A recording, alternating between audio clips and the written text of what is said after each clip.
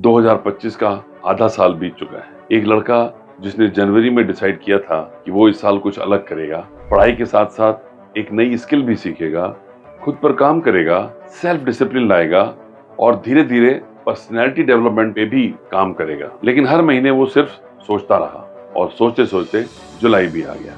अब वो एक्शन नहीं ले पा रहा क्योंकि वो फंस चुका है काम को टालने की आदत में और ओवर थिंकिंग के ट्रैप में। अगर आप भी कहीं ना कहीं उस लड़के की तरह हो तो ये वीडियो आपके लिए है।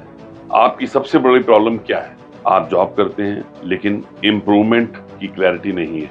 आप स्टूडेंट हैं लेकिन डिसिप्लिन और कंसिस्टेंसी नहीं ला पा रहे हैं। और हम सब एक ही गलती करते हैं, थोड़ी देर के लिए मोटिवेटेड होते हैं, फिर मुश्किल आते ही पुरानी आदतें जीत जाती हैं और फिर वही पुरानी कहानी, मैं कोशिश करता हूँ लेकिन मुझसे होता नहीं।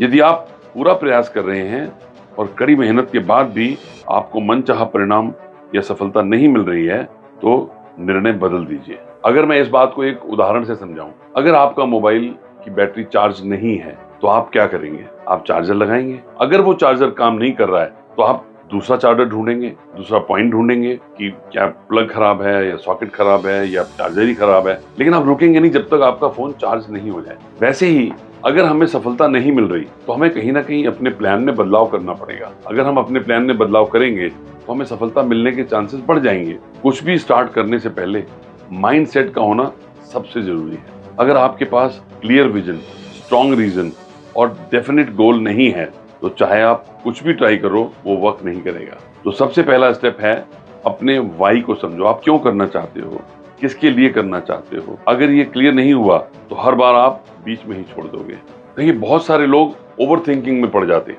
ओवर थिंकिंग एक सबसे बड़ा दुश्मन है किसी भी लक्ष्य को ना अचीव कर पाने के लिए। देखिए, सोच तो बहुत लोगों के पास होती है लेकिन सफलता उन्हीं को मिलती है जो एक्शन प्लान बनाते हैं और डिसिप्लिन से उसका पालन करते हैं। क्योंकि एक्शन प्लान और डिसिप्लिन दो चीजें बहुत ज्यादा जरूरी हैं किसी भी लक्ष्य को पाने के लिए। हर रीसेट की शुरुआत होती है डिटॉक्स से। टॉक्सिक हैबिट्स जो आप में हैं, जैसे कि over thinking, delaying the work, procrastination जिसको कहते हैं, constant social media scrolling, notifications आपको तंग करते हैं, आपका कंसंट्रेशन तोड़ते हैं, आपको अपनी तरफ आकर्षित करते हैं।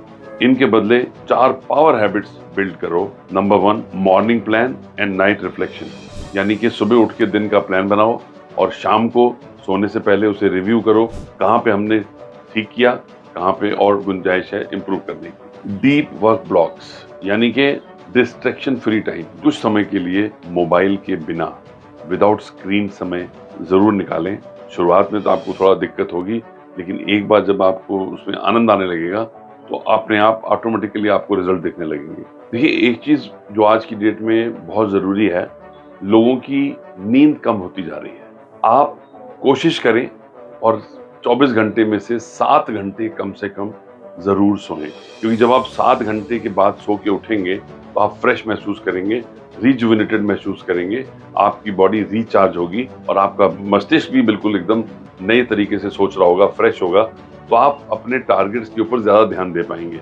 और संडे का दिन, सनम डे मान लें उसको या फैमिली डे मान लें उसको, संडे का दिन पूरी तरह से रूटीन से अलग होना चाहिए। बाकी 6 दिन जो कुछ करते हैं वो संडे को ना करें, संडे को थोड़ा डिफरेंट रखिए। अपने ऊपर प्रेशर न लें, रिलैक्स रहें और वो आपको और रिजुविनेट करेगा ताकि मंडे आप नई ताकत, नई ऊर्जा के साथ अपने लक्ष्य की तरफ बढ़ सकें। तो मुझे लगता है कि अगर आप इन छोटी छोटी टिप्स को फॉलो करेंगे तो जो भी अभी आपने समय खोया है उसको वापस रिकवर कर पाएंगे और अपने साल के अंत तक अपने लक्ष्य को प्राप्त कर पाएंगे।